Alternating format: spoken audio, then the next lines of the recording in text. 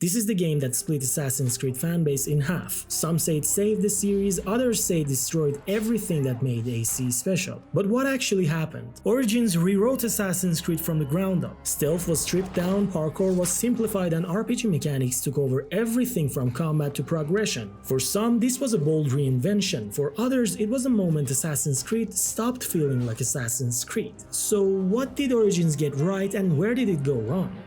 Stealth is the heart of Assassin's Creed, but in Origins, it felt like an afterthought. Before, assassinations were instant. Now, if an enemy was at a higher level, they would survive the stab, which makes zero sense. This forced players into open combat, making stealth unreliable. And it didn't stop there. The AI was all over the place. Guards were either ignorant or had spider sense, and social stealth completely removed. For the first time, AC treated stealth as optional. You weren't an assassin, you were a warrior with a hood, and that changed the entire franchise. Parkour like stealth is another core pillar of Assassin's Creed, but in Origins it was gutted so badly that the series still hasn't recovered. The removal of manual jumps in Syndicate was already a hit, but Origins took it even further, turning parkour into little more than an automatic climbing system. There was no skill, no depth, just hold a button and Bayek would scale almost anything without effort. The cities made it even worse. Unlike past games where rooftops and alleyways were built for fluid movement, Origins lacked that verticality. Climbing was easy, but actual parkour,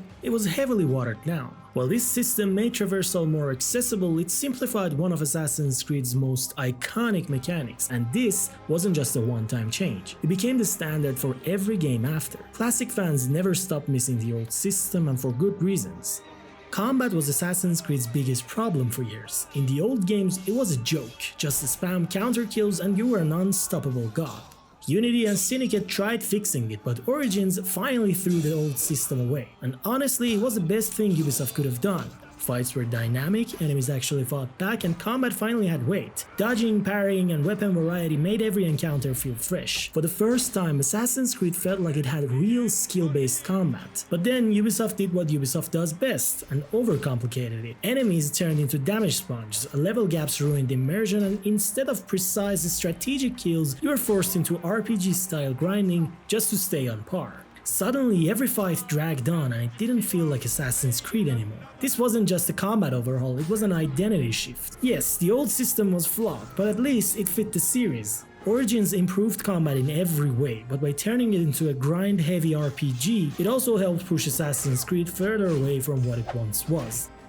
By 2015, Assassin's Creed was running on fumes. Unity and Syndicate refined the old formula, but yearly releases wore the series thin. Ubisoft took a break, and when they returned, they went all in. Origins wasn't just another Assassin's Creed, it was a full-blown RPG. Weapon types, crafting, skill trees, colored loot, it was a drastic shift. But with it came level gating, forced grinding, and pacing issues. Wanna follow the main story? Sorry, you're underleveled. Go grind some side content first, and then return. Instead of a natural progression, the game funneled players into busy work just to keep up. For some, this added depth, for others, it wrecked the pacing. Origins gave us one of the most stunning open worlds in Assassin's Creed history. Egypt was massive, but more than that, it felt alive. Cities, villages, temples, everywhere you looked, there was history. NPCs followed daily routines, guards changed shifts, and wildlife interacted dynamically. It was the most immersive world Ubisoft had ever built. But here's the problem. This world wasn't built for an assassin, it was built for an adventurer. Classic AC thrived on dense handcrafted cities designed for parkour, stealth, and vertical gameplay. Origins traded that for open landscapes and RPG exploration. It was breathtaking, but it came at a cost. Exploration wasn't organic, it was a checklist. You weren't discovering the world, you were clearing icons. Instead of rewarding curiosity, it funneled players into busy work. And then there was Senu, the eagle that replaced traditional eagle vision. Instead of relying on assassin intuition and environmental awareness, players now had a literal drone that marked enemies from above.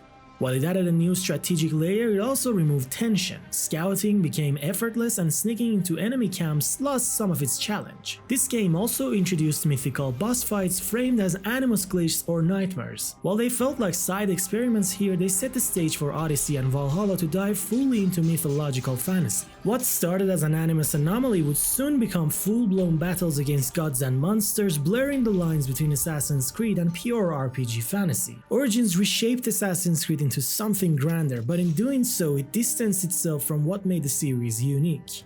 AC Origins told the birth of the Assassin Brotherhood, formerly known as the Hidden Ones.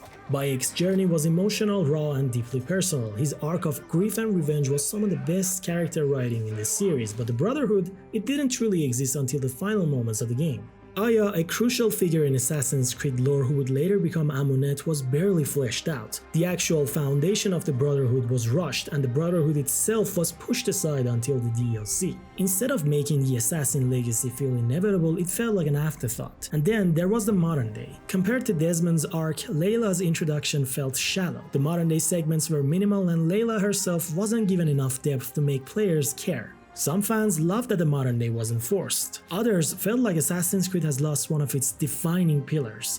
Origins nailed the emotional weight of its protagonist and the roots of the creed, but it came at the cost of making the Assassin story and modern day feel secondary.